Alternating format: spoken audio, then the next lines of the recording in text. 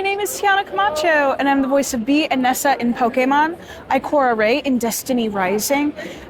In Transformers, I play Frenzy in Transformers EarthSpark, and I'm the voice of many wonderful characters like Lily in Street Fighter 6 and Hermes Costello in JoJo's Bizarre Adventure, Stone Ocean, and many, many others. And I'm very excited to answer some questions today. What's one show you had a small role on that you wish you could have been more involved with? Transformers EarthSpark. So Frenzy is a character type I don't often get to play a lot. I don't really get to be a silly little guy a lot. I tend to be like really stoic and really hardened and tough, or I'm always a warrior, which is like, okay, those are the really meaty roles. There's a lot going on behind all of the mask that they put on to survive through the world. And I get to unpeel that and make them vulnerable. And that's really rewarding as an actor.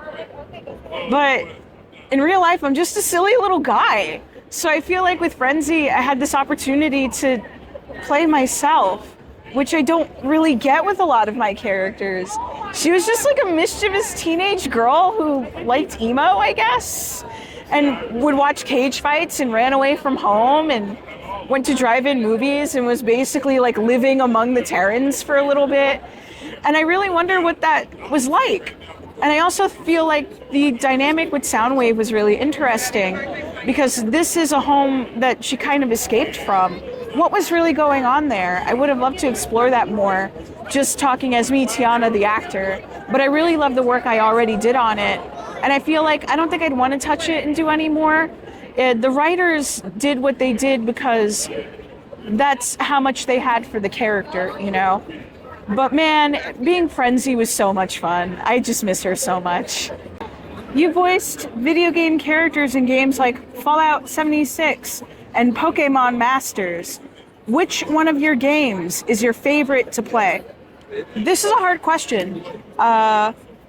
But it's not a hard question because I mained Cammy in Street Fighter for 10 years before I booked Street Fighter.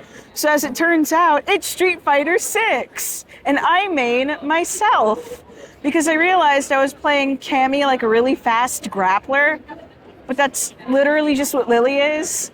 So I realized that Lily fit my playstyle better, and I wasn't trying to be a malignant narcissist and be like I main myself in Street Fighter.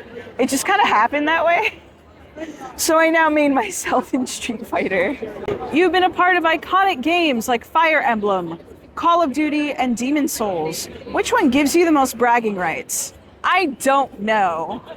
Because honestly, it's all kind of like a blur to me. I work on a lot of stuff. I will say I'm really proud of the work I did on Starfield. Because they had me be a variety of characters that were all pretty different and distinct from one another. And that game was like 2 years of my life. I don't know if that really gives me bragging rights over it or ones that I would brag about the most. But you know, there's games that I feel like I've put a lot of myself in and a lot of myself into as an actor. And that would definitely be games like Street Fighter. I really care about the franchise and the IP. So I put a lot of myself into Lily. Things like all of Starfield, there's a lot of myself in Sophia Grace. I really personalized that character and made her really real for me. But I don't know if it's something I would have bragging rights about.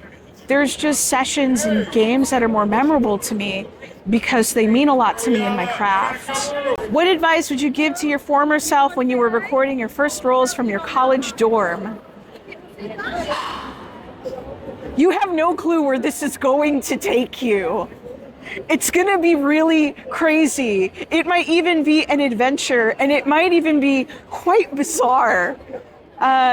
You will meet people in your life that matter a lot to you and people that you think will matter but will not. But at the end of the day, you will be living your dream and you will have all the things that you want, even if they take a little longer to get there than most would have that. So keep doing what you're doing and follow your ambition. You have no clue where it's going to lead you. When signing autographs, what quotes do fans ask for the most? I tend to have a couple on deck so that they don't really have to ask me. And usually the ones I pick are the ones I remember most in the session because they were the most fun to do. So because of that, they don't really have to ask me for a quote. Sometimes I get some Nessa quotes if I don't have any on deck, but for the most part, I kind of just have a lot of fun with it. And the fans have a lot of fun with it, and they trust me to put the best quote on there, and they leave happy every time. And that's it. Thanks so much for having me. You can follow me on Twitter at Tiana Camacho VO, and at Instagram at Tiana Camacho, and you can also find me on Blue Sky. Thanks for having me. Have a great day, everyone.